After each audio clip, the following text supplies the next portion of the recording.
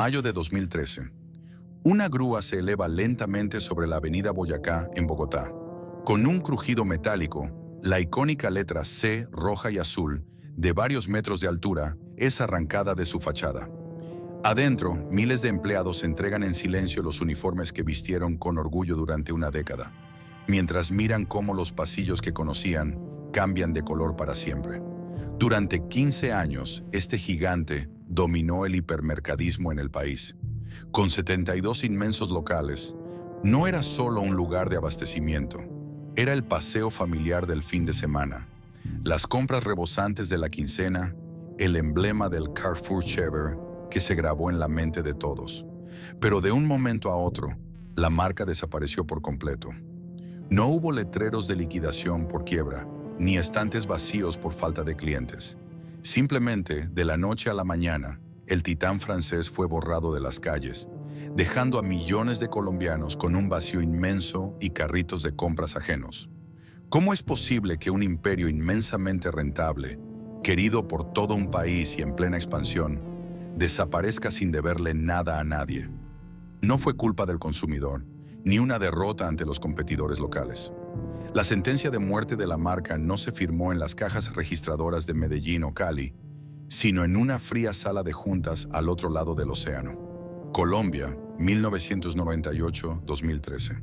La historia de Carrefour revela la cruda realidad del comercio global. Puedes ganarte el corazón y la lealtad de millones, pero en el tablero corporativo mundial, a veces, eres la pieza de mayor valor, lista para ser sacrificada. A finales de la década de los 90, Colombia atravesaba una de sus transiciones más complejas.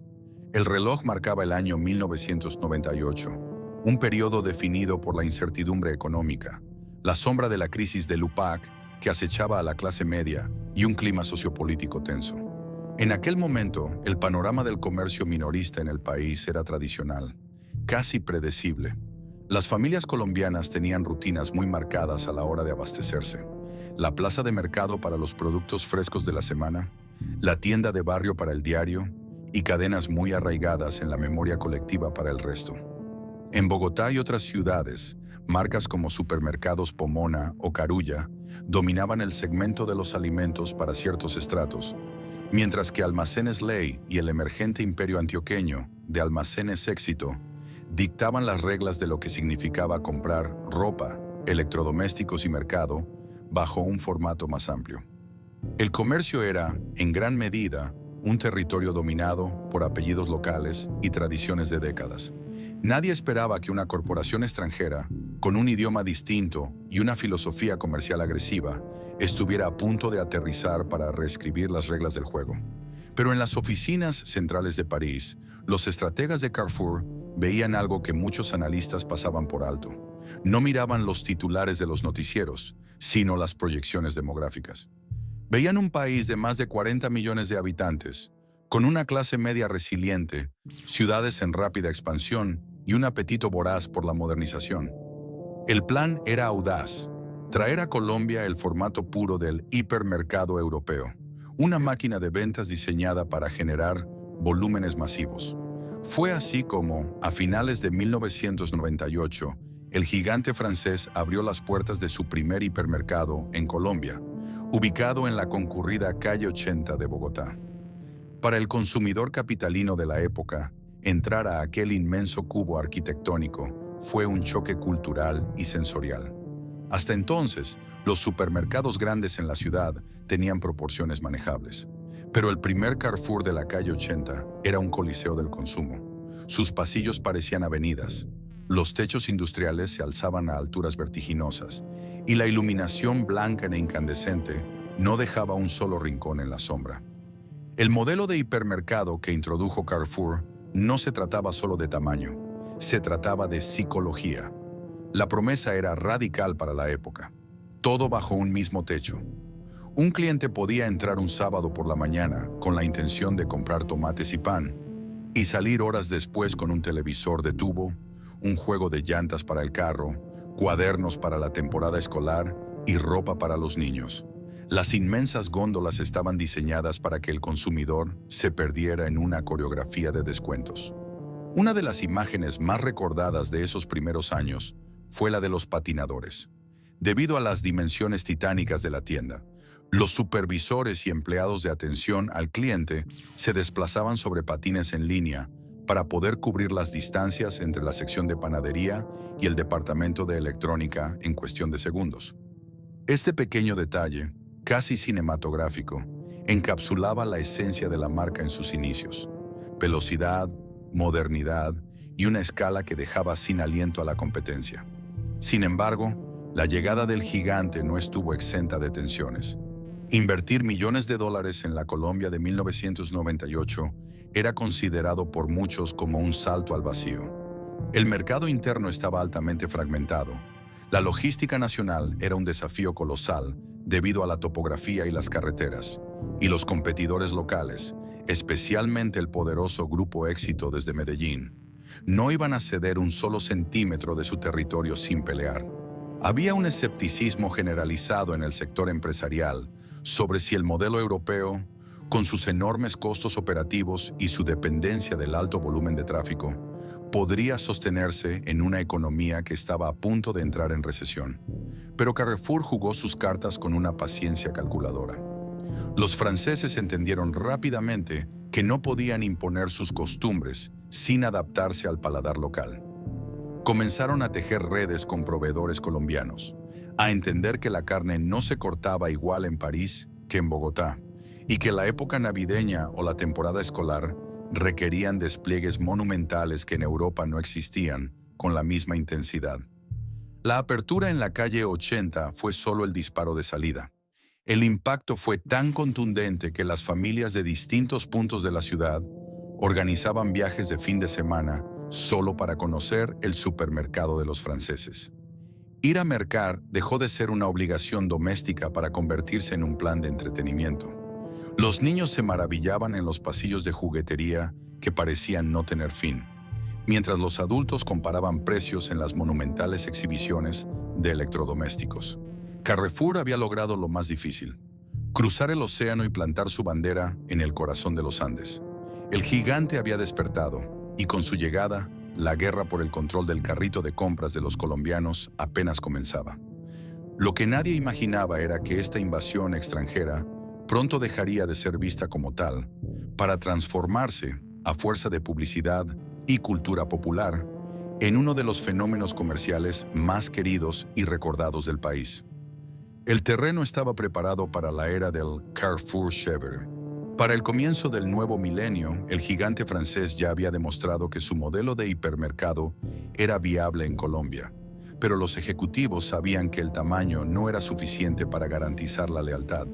En un país profundamente regionalista, donde las costumbres cambian drásticamente de una cordillera a otra, ser percibido como un extranjero imponente era un riesgo a largo plazo. La marca necesitaba dejar de ser vista como una corporación europea fría para convertirse en un vecino de confianza. Necesitaba, en términos simples, ganar calle. Fue entonces cuando los estrategas de marketing lanzaron una de las campañas más efectivas y recordadas en la historia de la publicidad comercial en el país. Atrás quedó la simpleza del eslogan inicial: ¿qué diferencia?, para dar paso a un concepto que apelaba directamente a la idiosincrasia local: el nacimiento del Carrefour chévere. No se trataba únicamente de un jingle pegajoso en la radio o de coloridos comerciales de televisión protagonizados por familias sonrientes. Era una transformación en la actitud de la marca. Chévere era una promesa de que mercar no tenía que ser una obligación tediosa, sino una experiencia dinámica, abundante y alegre. La compañía invirtió fuertemente en adaptar sus gigantescos formatos a las costumbres colombianas. Las zonas de panadería comenzaron a hornear pan de bonos y almojábanas con el mismo rigor que las baguettes. Las carnicerías adoptaron los cortes tradicionales que exigía el ama de casa para el sancocho del domingo. Y las góndolas se llenaron de marcas locales que convivían con productos importados. Bajo esta nueva identidad, Carrefour se convirtió en el escenario principal de uno de los rituales más sagrados de la clase media trabajadora: la cultura de la quincena. En la Colombia de la primera década de los 2000, los días 15 y 30 de cada mes transformaban la dinámica de las ciudades, y los hipermercados franceses eran el epicentro de esa energía. Hacer el mercado de la quincena dejó de ser una tarea de una sola persona para transformarse en el paseo familiar por excelencia. Los sábados por la tarde, los inmensos parqueaderos techados colapsaban. Familias enteras, desde los abuelos hasta los niños más pequeños, cruzaban las puertas automáticas como si entraran a un parque de diversiones.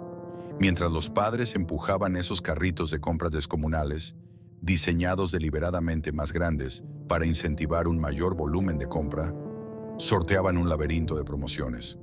La atmósfera dentro de un Carrefour en día de quincena era eléctrica. El sonido de los altavoces anunciando ofertas relámpago se mezclaba con el bullicio de cientos de personas. Las famosas degustaciones se convertían en puntos de encuentro en los pasillos de víveres, donde amables promotoras ofrecían desde pedacitos de salchicha hasta pequeños vasos de jugo, creando pequeñas pausas en el recorrido. Para los niños, el hipermercado era un territorio mágico. La sección de juguetería y los pasillos de tecnología, con docenas de televisores encendidos, sintonizando el mismo canal, eran paradas obligatorias que prolongaban la estadía de la familia durante horas.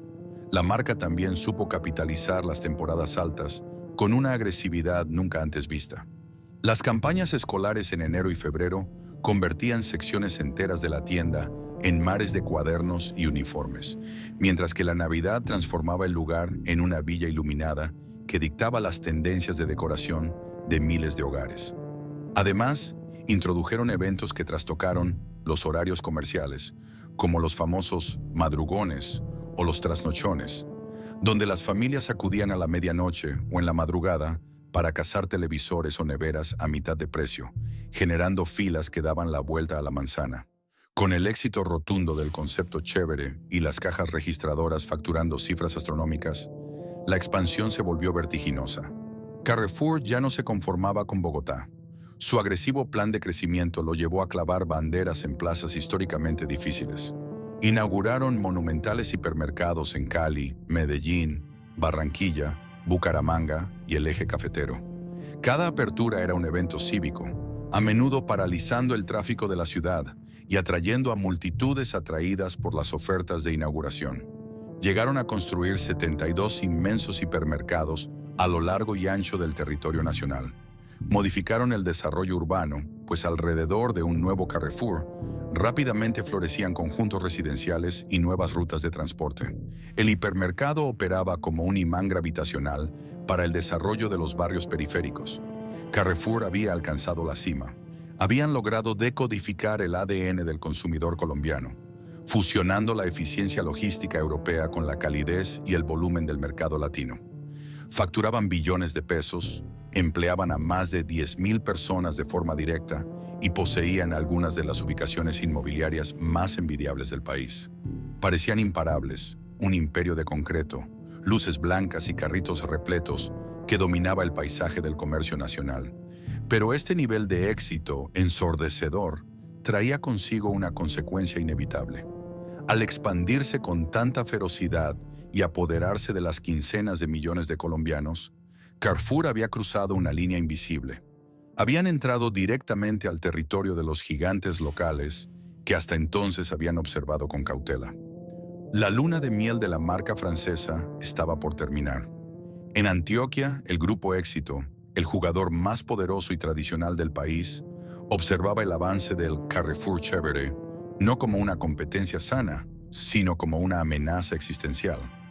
La guerra comercial más grande, costosa y despiadada en la historia del retail colombiano, estaba a punto de estallar.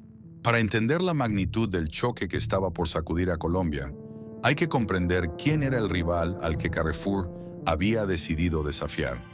El Grupo Éxito no era simplemente una cadena de supermercados, era una institución nacional, un pilar del orgullo antioqueño que había nacido en Medellín en 1949 y que había crecido hasta convertirse en el símbolo indiscutible del comercio local. Mientras Carrefour representaba la modernidad europea y el músculo financiero internacional, Éxito era la tradición, el conocimiento profundo del cliente colombiano y el arraigo cultural. El tablero estaba servido para una guerra fría que rápidamente subiría de temperatura. Cuando los franceses comenzaron a multiplicar sus hipermercados en Bogotá y empezaron a mirar hacia otras regiones, las alarmas sonaron en las oficinas de Envigado. El Grupo Éxito entendió que su dominio absoluto estaba bajo amenaza y respondió con una estrategia de consolidación titánica. En una jugada maestra para blindar su posición, Éxito absorbió a Cadenalco, la empresa dueña de Almacenes Ley y Pomona, creando una fortaleza comercial casi inexpugnable. Pero Carrefour no se dejó intimidar. La marca del Chévere tomó la decisión más provocadora de su historia en el país: invadir Medellín, el santuario intocable del Grupo Éxito. Lo que siguió fue una guerra inmobiliaria brutal, disputada metro a metro, esquina a esquina. La expansión dejó de ser un plan ordenado para convertirse en una carrera armamentista de bienes raíces.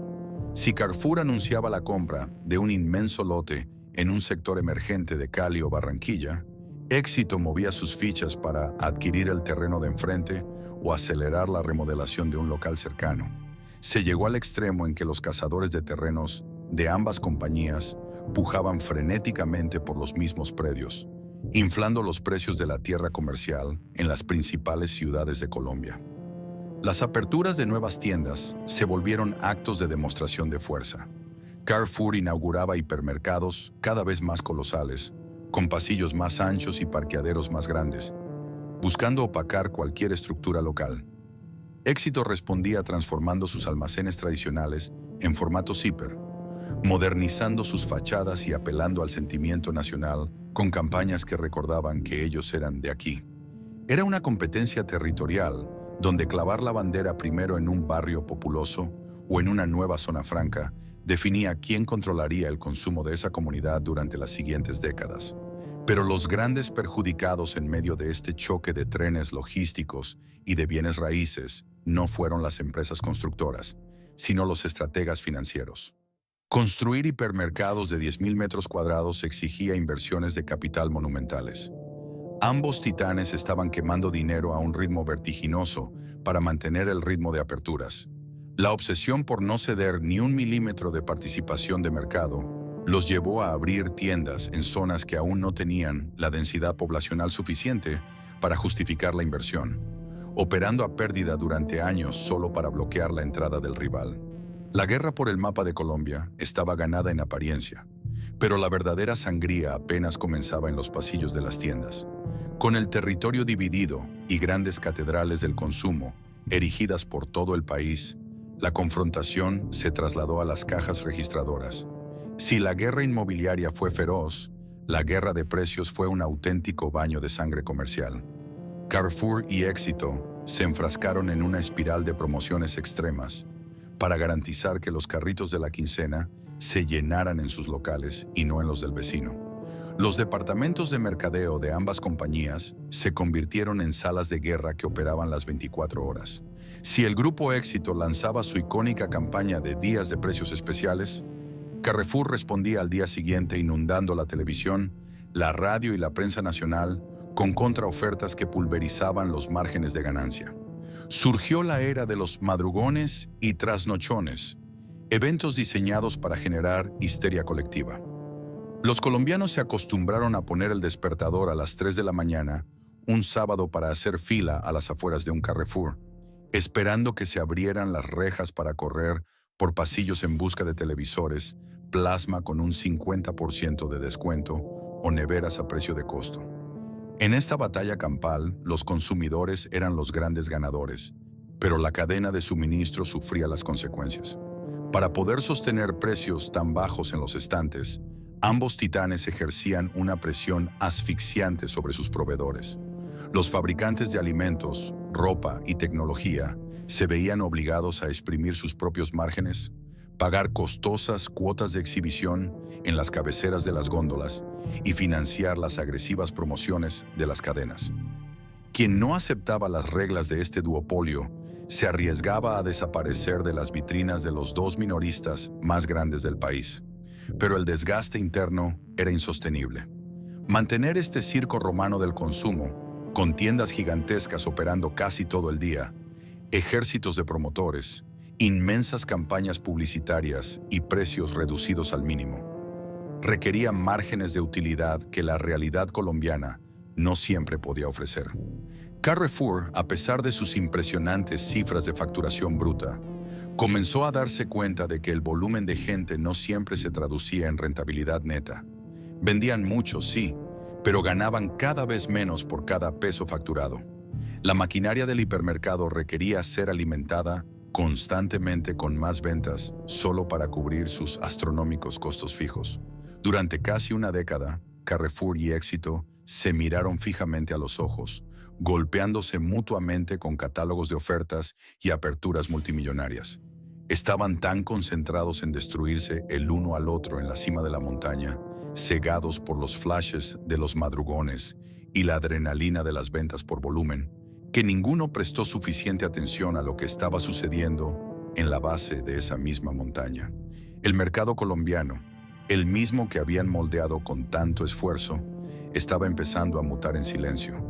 Un cambio tectónico en los hábitos de consumo se estaba gestando, y pronto el majestuoso modelo del hipermercado, por el que tanto habían sangrado, comenzaría a sentirse como una armadura demasiado pesada para los nuevos tiempos. Hacia el año 2010, cualquiera que observara desde afuera la operación de Carrefour en Colombia, habría jurado que la compañía vivía su época dorada, un estado de gracia comercial sin precedentes. Habían logrado construir y operar más de 70 grandes superficies a lo largo y ancho del país. Sus campañas publicitarias seguían marcando la pauta. El eslogan del Carrefour Chévere resonaba en cada rincón del territorio nacional, y las facturaciones anuales se reportaban en cifras de billones de pesos. Sin embargo, bajo esa deslumbrante fachada de pasillos abarrotados y cajas registradoras que no paraban de sonar, se escondía una realidad financiera y operativa mucho más áspera. Era el espejismo del crecimiento, un gigante que corría a toda velocidad, pero que cada vez necesitaba quemar más oxígeno simplemente para poder dar el siguiente paso. El problema fundamental no radicaba en una repentina falta de clientes, sino en la naturaleza misma del formato que los estrategas franceses habían traído al país.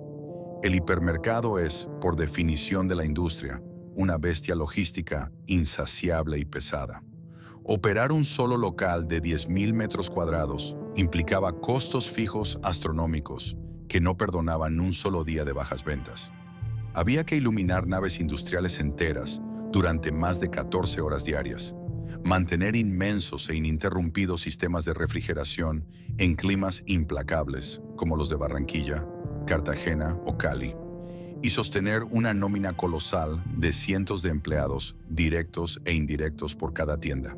Para que la economía de un hipermercado fuera verdaderamente rentable, no bastaba con que el lugar colapsara de gente durante los fines de semana de quincena. Este modelo de negocio exigía un flujo constante, masivo y diario de compradores dispuestos a llenar sus grandes carritos hasta el tope. Pero la realidad del consumo diario colombiano era otra. Si bien los sábados 15 o 30 del mes los parqueaderos no daban abasto, un martes o un miércoles por la mañana, aquellos palacios del consumo se sentían como catedrales vacías. El zumbido constante de los cuartos fríos resonaba en pasillos desiertos, mientras legiones de empleados reorganizaban montañas de mercancía intacta. El modelo europeo exigía que el colombiano comprara por gran volumen, pero la economía fluctuante de una inmensa parte de las familias de clase media y trabajadora no siempre permitía abastecerse para todo un mes de un solo golpe. El consumidor comenzó a volverse tácticamente más calculador. Las personas acudían en masa a Carrefour para cazar las promociones extremas de los madrugones, comprando el televisor o la nevera con descuentos agresivos, donde la cadena sacrificaba drásticamente su margen de ganancia para golpear a la competencia. Pero empezaban a buscar opciones diferentes para el mercado de supervivencia del día a día. A este desafío de rentabilidad se sumó un cambio profundo, casi silencioso, en la estructura misma de las ciudades colombianas y en la calidad de vida de sus habitantes. A principios de la década, viajar hasta un hipermercado en las afueras o en una zona de gran desarrollo era el plan familiar por excelencia. Pero con el paso vertiginoso de los años, el caos vehicular se apoderó de Bogotá, Medellín, Cali y otras capitales regionales. Los trancones monumentales convirtieron ese paseo chévere en una expedición logística agotadora que consumía horas enteras de un preciado fin de semana. El tiempo del consumidor se volvió un bien tan valioso y escaso como el dinero mismo. Lentamente, la cultura de consumo comenzó a dar un giro de timón. El colombiano empezó a valorar la conveniencia, la cercanía y la rapidez por encima de la promesa de tener todo bajo un mismo techo. A veces una familia solo necesitaba comprar un cartón de huevos, pan fresco y medio kilo de carne, sin tener que soportar el tráfico. Caminar 1 kilómetro por un inmenso parqueadero de asfalto caliente. Cruzar arcos de seguridad y hacer filas eternas detrás de clientes que llevaban mercados gigantescos. En este contexto, la tradicional tienda de barrio no solo nunca murió ante la amenaza extranjera, sino que se fortaleció, manteniendo vivo el poder del fiado y la confianza vecinal. Además, mientras Carrefour y el Grupo Éxito seguían enfrascados en su titánica guerra de egos por ver quién construía la tienda de mayor envergadura, en la base de la pirámide comercial comenzaba a gestarse un hambre silenciosa por formatos más pequeños, más ágiles y de barrio. Era una semilla cultural que florecería años después con la explosión del hard discount, pero cuya ausencia ya empezaba a erosionar la rentabilidad y el sentido de las grandes superficies. Dentro de las oficinas corporativas de Carrefour Colombia, la tensión era un secreto a voces. Los directivos locales hacían auténticos malabares financieros para mantener los márgenes de ganancia. Intentaron lanzar marcas propias más económicas, optimizar la cadena de suministro y recortar gastos invisibles. Pero el ancla de toda la operación seguían siendo esos 70 colosos de concreto que exigían un mantenimiento multimillonario continuo.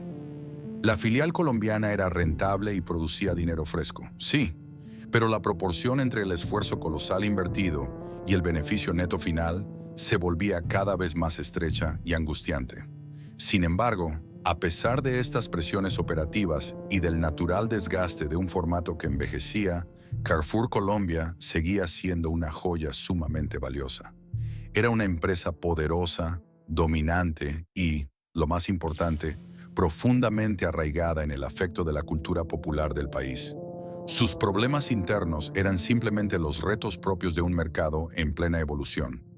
Desafíos estructurales que cualquier gigante del retail, con paciencia, adaptación y capital, podría haber solucionado a mediano plazo.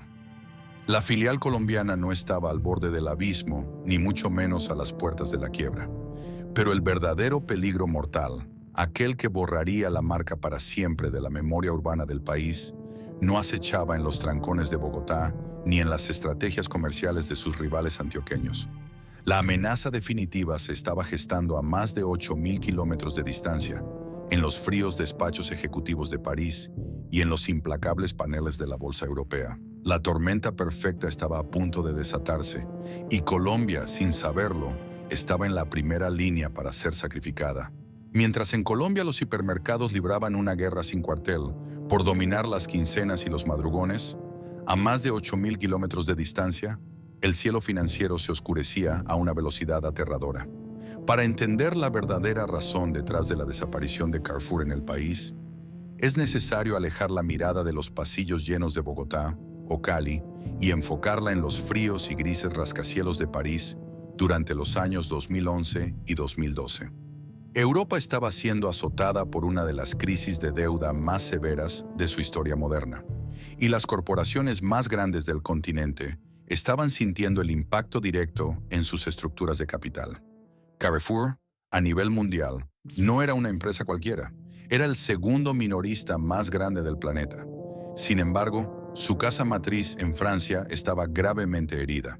El modelo del hipermercado gigante, el mismo que la compañía había inventado décadas atrás y exportado con éxito al mundo, estaba agonizando en su propia tierra natal. Los consumidores europeos, golpeados por la recesión, el desempleo y los recortes gubernamentales, habían abandonado las grandes compras semanales en las afueras de la ciudad para refugiarse en tiendas de descuento agresivo como Aldi o Lidl, mucho más baratas y cercanas a sus hogares. Las consecuencias de este cambio cultural en Europa fueron devastadoras para los estados financieros de la compañía. Las ventas en el viejo continente cayeron en picada. Los márgenes de ganancia se evaporaron y, lo más alarmante, la deuda corporativa comenzó a escalar a niveles asfixiantes. Los accionistas principales, fondos de inversión gigantescos y familias multimillonarias entraron en pánico.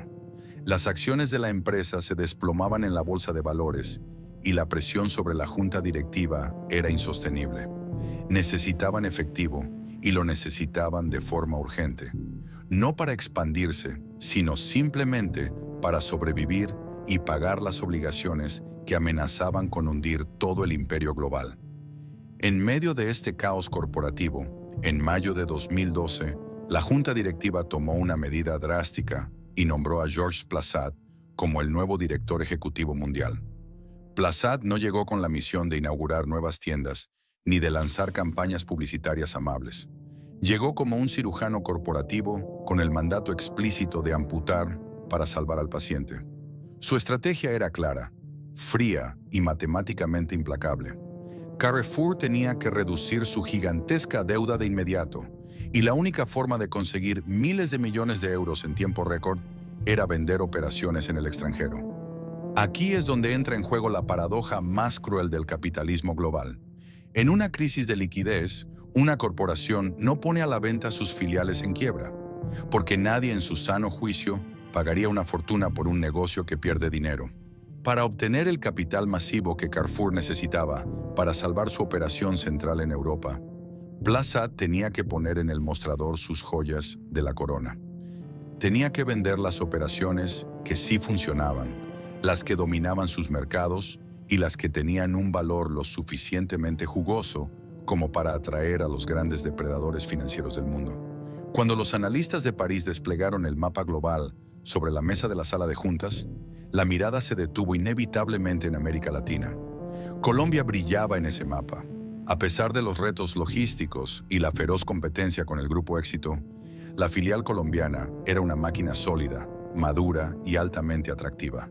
Con más de 70 colosos de concreto, operando en las mejores ubicaciones inmobiliarias del país y una marca profundamente querida por el consumidor, la operación en Colombia valía una auténtica fortuna.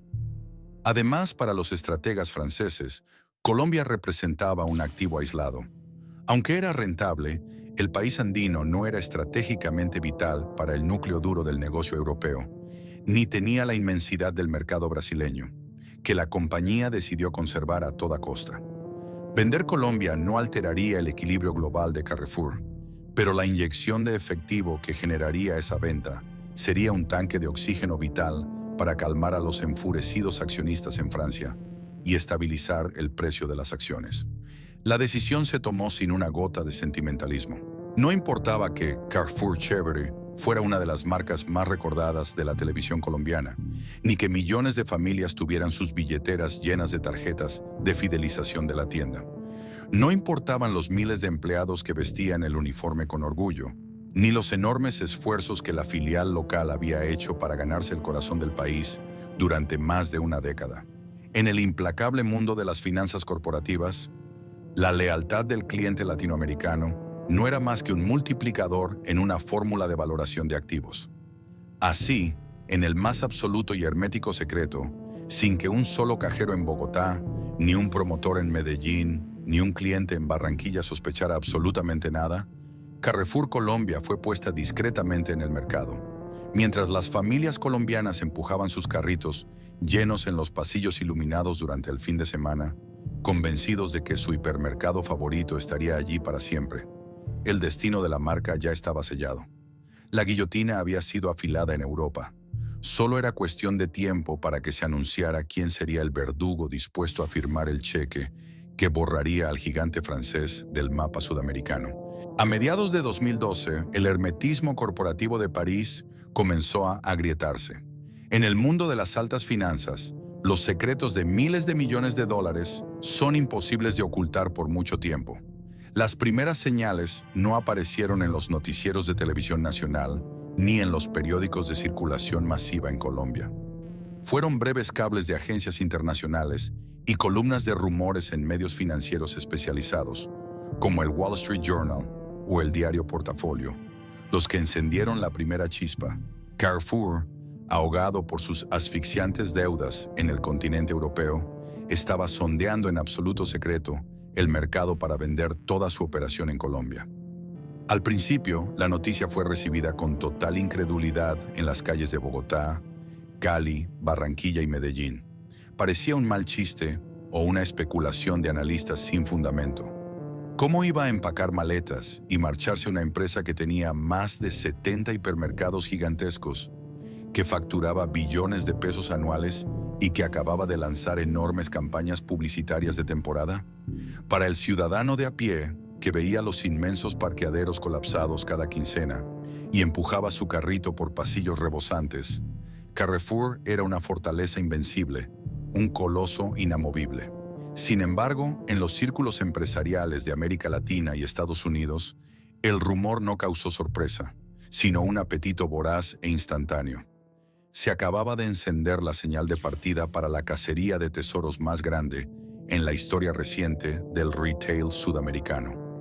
Lo que estaba en venta no era simplemente un nombre comercial querido o un inmenso inventario de latas de atún, ropa y televisores.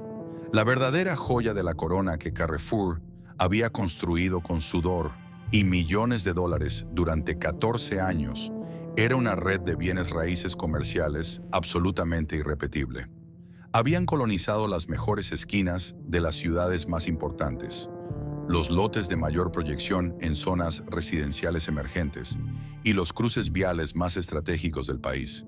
Para cualquier multinacional extranjera que deseara entrar o expandirse en Colombia, construir 72 hipermercados desde cero habría tomado por lo menos 2 décadas de extenuantes batallas legales, por licencias, multimillonarias compras de tierras sobrevaloradas y guerras frontales, cuadra a cuadra, contra el poderoso Grupo Éxito. Comprar a Carrefour Colombia significaba saltarse 20 años de esfuerzo puro y duro y adquirir una participación de mercado cercana al 20% de un solo y magistral golpe. Era, en términos corporativos, presionar un botón mágico y amanecer al día siguiente como el segundo jugador más poderoso de una nación de 45 millones de habitantes. Inmediatamente, los grandes tiburones del comercio mundial comenzaron a rodear la presa. Los teléfonos en los cuarteles generales de París no paraban de sonar con propuestas confidenciales. El primer gran nombre en saltar al ruedo de las especulaciones fue Walmart. El implacable coloso estadounidense llevaba años intentando descifrar cómo entrar al complejo y fragmentado mercado colombiano, y la red de Carrefour parecía el vehículo de invasión perfecto. Del otro lado del cuadrilátero asomaba Cencosud, el agresivo conglomerado chileno, fundado por el magnate Horst Pohlmann. Cencosud ya dominaba el comercio en Chile, Argentina y Perú, pero necesitaba desesperadamente una corona de gran tamaño en Colombia para consolidarse como el rey absoluto del retail en la región andina y frenar el avance de sus competidores mundiales. Mientras en las lujosas oficinas de abogados de Nueva York, París y Santiago de Chile se preparaban audaces ofertas por miles de millones de dólares. En el interior de los hipermercados en Colombia se respiraba una atmósfera de tensión asfixiante. La orden tajante desde la gerencia local de Carrefour era mantener la normalidad absoluta y negar cualquier rumor. Los altavoces seguían anunciando los madrugones y ofertas de fin de semana con la misma voz entusiasta de siempre. Los hornos de la zona de panadería no se apagaban y los empleados en las cajas debían seguir sonriendo al entregar las facturas. Pero detrás de las puertas batientes de las bodegas, en los cuartos fríos y en los pasillos de descanso, la incertidumbre devoraba el espíritu de los trabajadores. Hablamos de más de 10,000 empleados directos que, de repente, sentían que el piso de cerámica blanca se abría bajo sus pies, cajeras que llevaban una década en la empresa, reponedores nocturnos, jefes de pasillo, carniceros y personal de seguridad, leían los periódicos en sus horas de almuerzo con el corazón en la mano. ¿Qué pasaría con sus contratos y sus familias? ¿El nuevo dueño, fuera el monstruo estadounidense o el imperio chileno, respetaría su antigüedad? ¿Habría despidos masivos para recortar gastos de nómina y maximizar la rentabilidad de la compra? El silencio corporativo era ensordecedor. La gente trabajaba con la mirada clavada en el vacío de la incertidumbre, despachando carritos de mercado mientras sentían que su futuro laboral entero se estaba subastando al mejor postor en algún lugar de Europa. El impacto del rumor también empezó a filtrarse hacia la inmensa red de proveedores. Cientos de fábricas colombianas que surtían las inmensas estanterías entraron en estado de pánico silencioso. Si un nuevo dueño llegaba imponiendo sus propias marcas importadas o decidía renegociar todos los contratos de suministro con condiciones abusivas, muchas empresas locales que dependían de estas ventas masivas podrían asomarse al abismo de la quiebra. Durante los angustiantes meses de agosto y septiembre de 2012, la tensión interna alcanzó su punto de ebullición. La cacería de la joya andina se había reducido a unos pocos finalistas dispuestos a vaciar sus arcas financieras para quedarse con el premio. Walmart, siempre calculador, revisaba cada cifra con frialdad matemática. Pero Horst Pohlmann, el patriarca de Cencosud, veía esta adquisición no solo como una fría transacción comercial, sino como una obsesión personal. Un golpe maestro de ajedrez en Sudamérica que simplemente no estaba dispuesto a perder por ninguna cantidad de dinero. La suerte estaba completamente echada. Los pasillos seguían iluminados con sus intensas luces blancas bajo el tradicional logo de la C azul y roja. Las familias seguían llenando los carritos los domingos por la tarde y el zumbido hipnótico de las cajas registradoras no se detenía ni un segundo. Pero el gigante francés ya era, a todos los efectos prácticos, un fantasma caminando por sus propios corredores. Todo estaba milimétricamente preparado para que una sola firma de tinta sobre un papel desatara un terremoto comercial que sacudiría a Colombia desde sus cimientos. El 18 de octubre de 2012, cuando el sol apenas comenzaba a despuntar sobre la cordillera de los Andes, un escueto comunicado de prensa redactado en las frías oficinas de París sacudió violentamente los cimientos del comercio latinoamericano. Las especulaciones y los rumores de pasillo que habían alimentado la ansiedad durante meses se materializaron de golpe en una cifra que dejaba sin aliento a cualquier analista financiero: 2.625 millones de dólares. Esa fue la astronómica y mareante suma que el conglomerado chileno Cencosud puso sobre la mesa para adueñarse de un solo bocado de la totalidad de las operaciones de Carrefour en Colombia. No fue una simple transacción inmobiliaria ni una compraventa rutinaria de supermercados. Fue en ese momento la movida corporativa más gigantesca en la historia del retail en el país y una de las operaciones estratégicas más audaces de todo el continente. Horst Pohlmann, el implacable y tenaz patriarca de Cencosud, había logrado lo que muchos en Wall Street consideraban improbable: arrebatarle la joya andina de las manos al gigante estadounidense Walmart. Con una chequera profunda y una obsesión casi personal por dominar el consumo en la región, Pohlmann firmó el cheque que consolidaría su imperio desde las frías tierras de la Patagonia chilena hasta las cálidas costas del Caribe colombiano. Para entender la magnitud de esos 2.125 millones de dólares en la Colombia de 2012, hay que mirar más allá de los inventarios de televisores, ropa y latas de atún. Con esa firma de tinta en un contrato internacional, los chilenos no solo estaban comprando 72 inmensos hipermercados, 16 tiendas de conveniencia y una rentable red de estaciones de servicio. Estaban comprando, en esencia, un inmenso pedazo de la vida cotidiana de millones de colombianos. Estaban adquiriendo el control absoluto de las esquinas más codiciadas, estratégicas y transitadas de Bogotá, Medellín, Cali, Barranquilla y docenas de ciudades intermedias. Compraban 20 años de esfuerzo logístico ahorrado en un solo día, un imperio llave en mano listo para seguir facturando al día siguiente. Sin embargo, el impacto emocional y cultural de la noticia fue profundamente desconcertante. El consumidor colombiano y en general el mercado latinoamericano estaba acostumbrado a ver desaparecer a las grandes empresas a través de dolorosas agonías. La memoria colectiva asociaba el cierre de una cadena con estanterías vacías, luces parpadeantes, pasillos llenos de polvo, protestas sindicales y dramáticos letreros de liquidación por quiebra, pegados en vitrinas sucias. Pero el final de Carrefour fue una ejecución corporativa impecable, limpia y fulminante. La filial colombiana no estaba en quiebra. De hecho, gozaba de una salud envidiable, facturaba billones de pesos y sus parqueaderos colapsaban cada quincena. Era un titán rebosante de vida que había sido sacrificado sin piedad para pagar los pecados financieros y las deudas asfixiantes de su empresa matriz en Europa. En Antioquia, el histórico cuartel general del Grupo Éxito recibió el impacto de la noticia con un nivel de alerta máxima. Si bien la firma del acuerdo significaba la expulsión definitiva de su archirrival francés, el enemigo que acababa de desembarcar no era menos temible. Cencosud no venía a experimentar. Venía con un profundo y milimétrico conocimiento del consumidor latinoamericano y con una agresividad probada en las guerras de precios de Chile, Argentina, Perú y Brasil. Los estrategas paisas entendieron rápidamente que la guerra por el control del carrito de compras no había terminado. Simplemente había cambiado de bandera.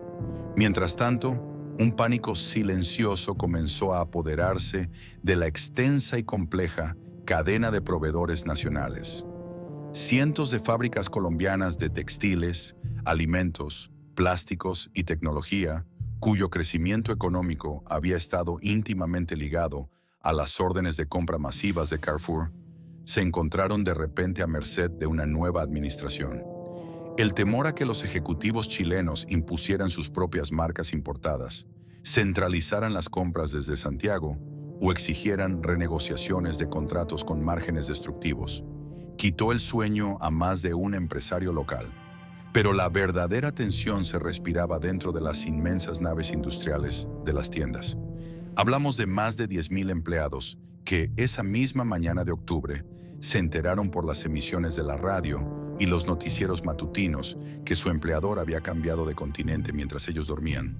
En los cuartos de descanso, en las zonas de casilleros y en los pasillos de las bodegas, la incertidumbre pesaba más que las estivas de mercancía.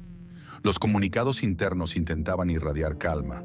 La transición sería lenta y paulatina. No habría despidos masivos por el cambio de firma, y los contratos serían respetados en su totalidad por los nuevos dueños chilenos. A pesar de las promesas corporativas, en el aire flotaba la pesada melancolía de un adiós inevitable. Todos los que vestían el uniforme sabían que los días del querido Carrefour Chevrolet estaban matemáticamente contados. Aquella firma multimillonaria en París había sido el acta de defunción legal de una era comercial. Era la prueba cruda e irrefutable de que, en el gigantesco e implacable tablero de ajedrez del capitalismo global, el arraigo cultural, la memoria de un país y el amor de millones de clientes no son escudos que protejan contra una crisis corporativa. El destino estaba sellado. Ahora solo faltaba ejecutar la monumental, dolorosa y faraónica tarea logística de borrar el rastro del gigante francés de las calles de Colombia. El reloj de arena se había volteado para dar inicio al desmonte final.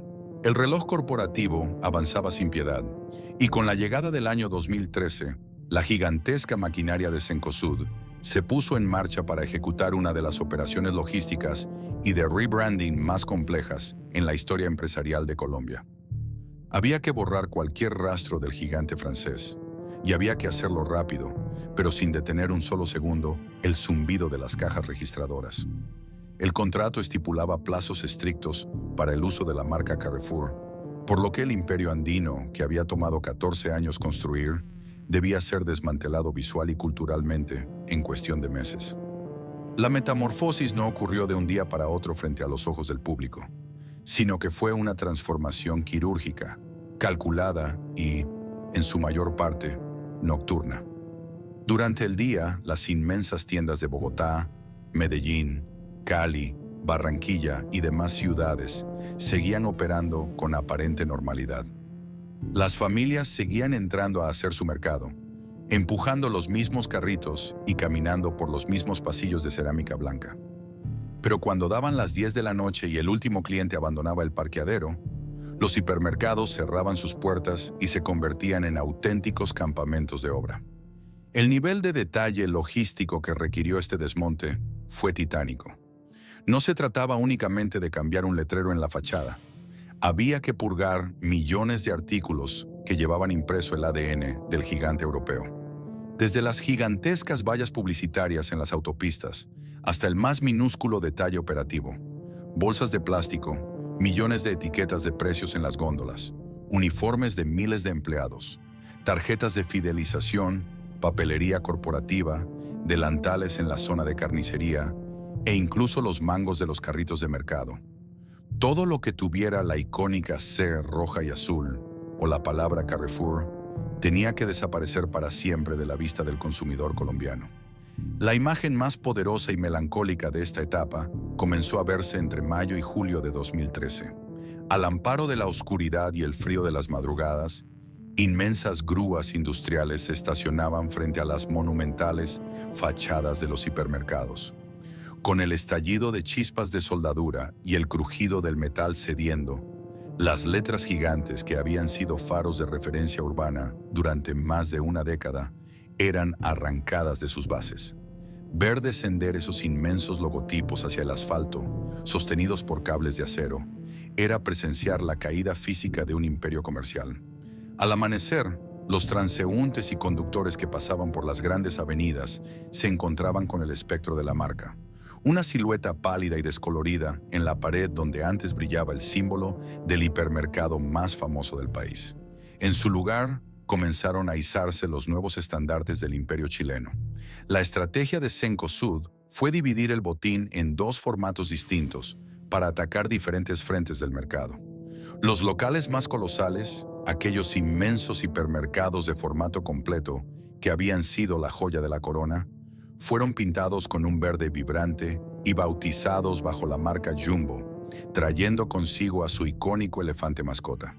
Por otro lado, los locales de un tamaño ligeramente menor o ubicados en zonas estratégicas de consumo masivo fueron transformados bajo la bandera de Metro, con sus distintivos colores amarillo y azul, enfocados en competir ferozmente por el precio y el volumen. Pero el verdadero peso emocional de este largo adiós no lo soportaron las estructuras de concreto, sino las personas que les daban vida.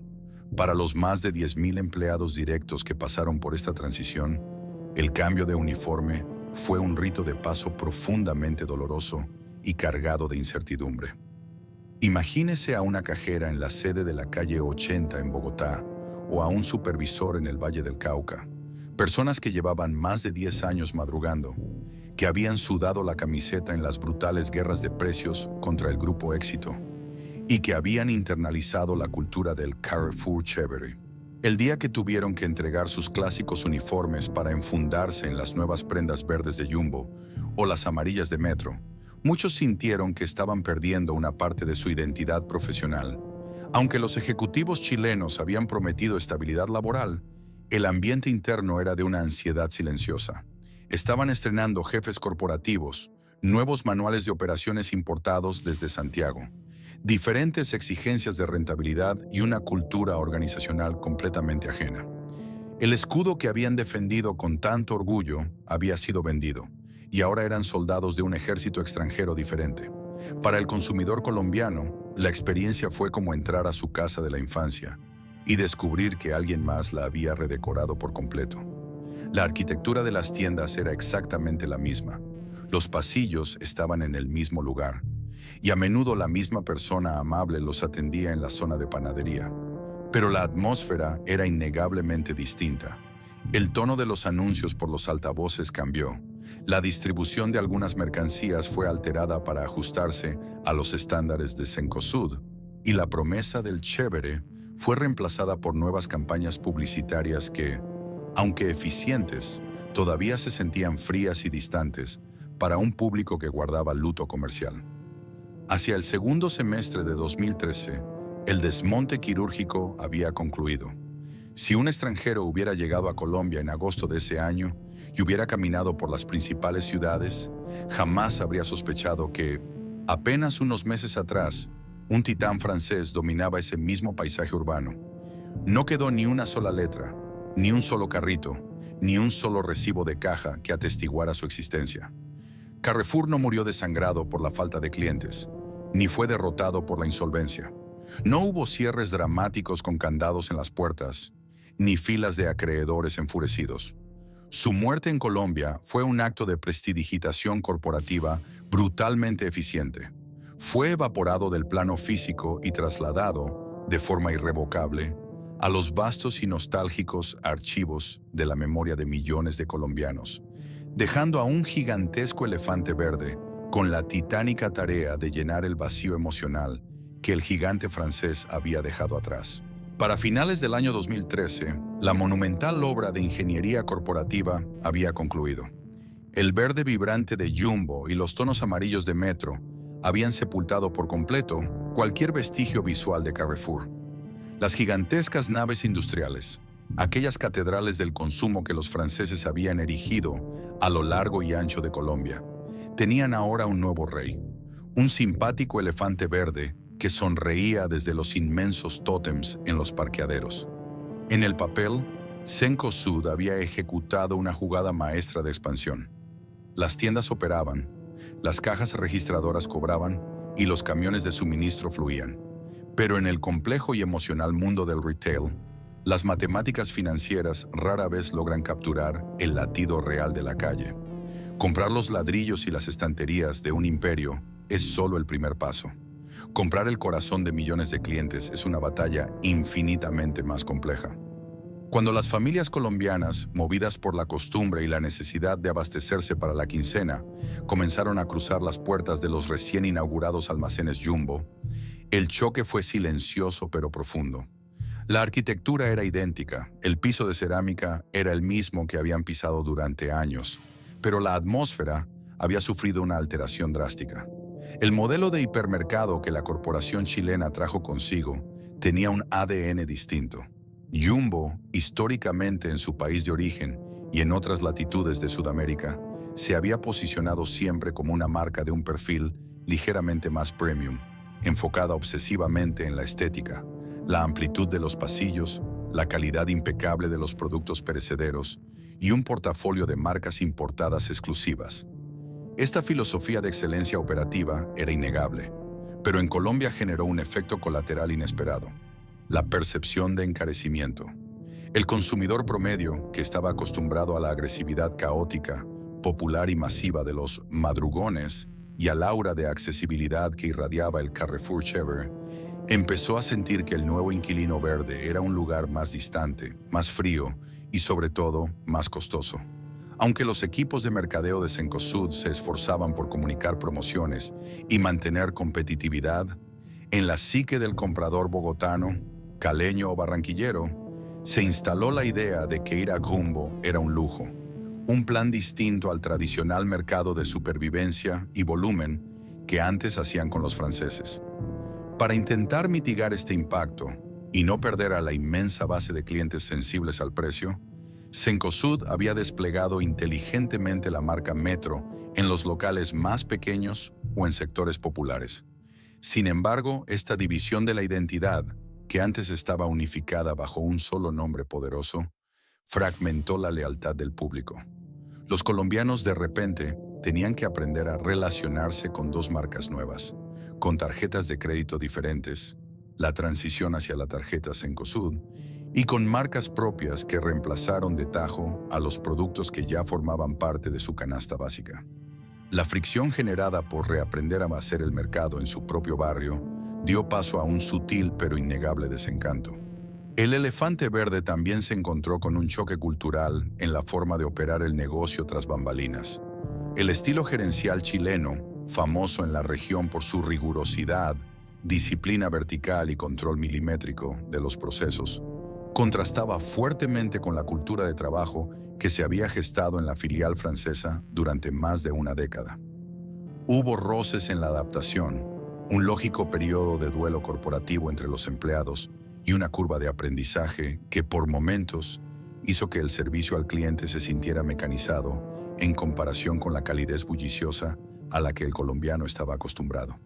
El chévere, esa chispa intangible que convertía el estrés de gastar el sueldo en un plan familiar divertido, no venía incluido en el contrato de $2.600 millones. Pero quizás el desafío más grande y peligroso para la era de Jumbo no fue la nostalgia por Carrefour, sino el implacable reloj de la historia comercial. Cencosud había comprado el imperio de los hipermercados exactamente en el momento en que el formato comenzaba a mostrar signos de agotamiento estructural en Colombia. Mientras el elefante verde invertía fortunas en remodelar fachadas, convencer a los clientes de volver y estabilizar su inmensa operación, una revolución silenciosa y letal estaba germinando en los barrios de clase media y popular. Eran los años en que un nuevo formato, minimalista, austero y extremadamente barato, empezaba a expandirse como pólvora, el hard discount. Cadenas como tiendas D1 y poco tiempo después Ara comenzaron a abrir cientos de locales pequeños a pocas cuadras de las casas de los consumidores. No ofrecían parqueaderos inmensos, ni edecanes en patines, ni televisores de plasma. Solo productos básicos a precios de asombro. Esta disrupción cambió para siempre las reglas del juego. El colombiano descubrió que no necesitaba invertir 3 horas de su domingo y navegar por un mar de trancones para ir a una inmensa gran superficie si solo quería leche, arroz y jabón.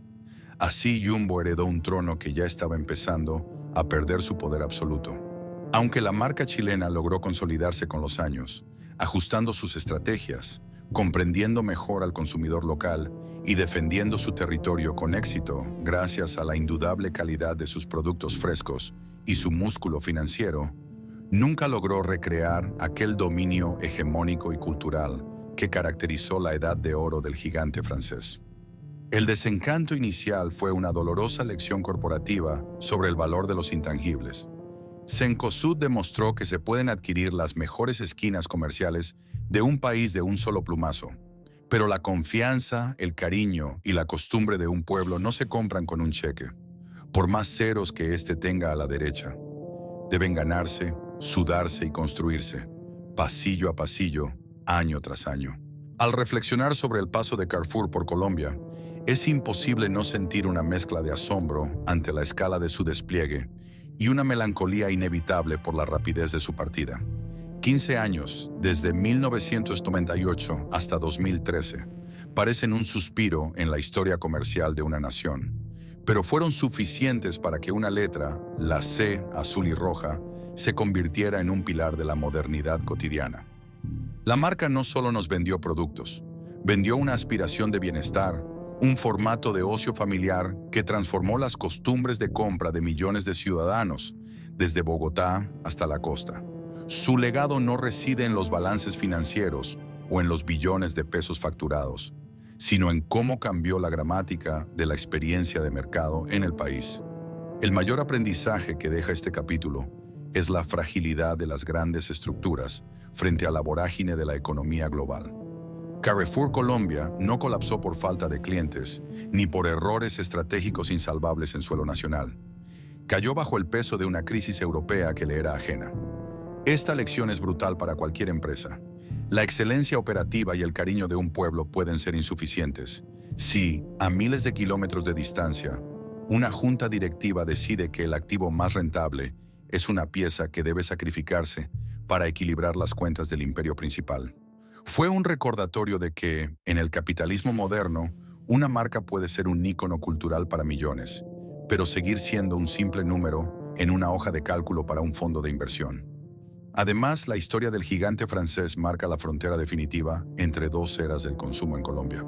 Carrefour fue el rey indiscutible de la era del hipermercado, ese modelo que prometía la abundancia extrema y el todo bajo un mismo techo. Pero su salida coincidió exactamente con el momento en que el consumidor colombiano comenzó a priorizar la inmediatez, la cercanía y el ahorro táctico que ofrecían los nuevos formatos de descuento. Al irse, la marca dejó un hueco emocional que ninguna otra ha podido replicar con la misma fuerza. No porque Jumbo o Metro sean inferiores, sino porque el momento cultural que Carrefour representó, la euforia de la modernización, el paseo familiar del fin de semana y la emoción de la gran apertura, ya no era posible de recrear en un mercado que se volvió más pragmático y fragmentado. Hoy, la memoria de Carrefour persiste en las anécdotas de las familias sobre sus compras de Navidad, los útiles escolares comprados en grandes pilas, o los paseos de quincena que terminaban con un carrito lleno de sorpresas. La marca demostró que el retail, no es solo el intercambio de mercancía por dinero, sino un ejercicio de construcción de identidad regional.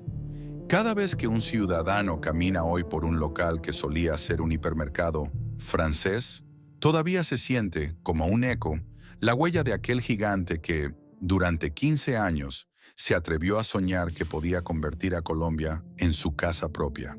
La G de grandeza que alguna vez se asoció con sus monumentales estructuras sigue resonando, no como un edificio, sino como una etapa irrepetible de nuestra cultura comercial. Carrefour se fue, pero en su partida nos dejó una lección imperecedera sobre cómo el comercio ayuda a definir quiénes somos, qué valoramos y cómo nos reunimos alrededor de la mesa. El gigante francés desapareció de nuestras calles, pero se quedó silencioso y perpetuo en el álbum de recuerdos colectivos de toda una generación.